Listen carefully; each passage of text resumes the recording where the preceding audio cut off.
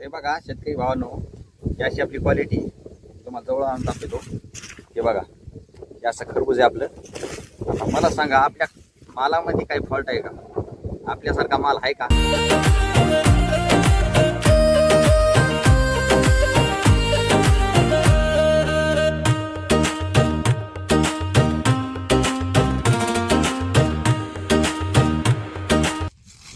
बघा भावांनो, आपल्या खरबुजाची क्वालिटी बघा फक्त.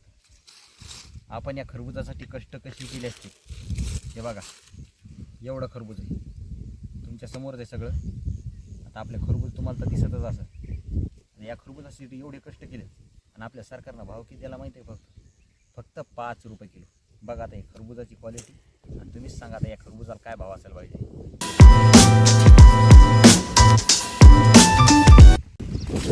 तर हे बघा, आपण या पन्नी आथरून मल्चिंग आतमध्ये ठिबक पण आहे.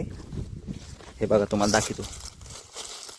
हे बघा, ठिबकनं आपण सगळे औषधं सोडलेत आणि आपली क्वालिटी तुम्हाला तर दाखवीच नाही. हे बघा, हे असे खरबूज आहेत आपले पूर्ण.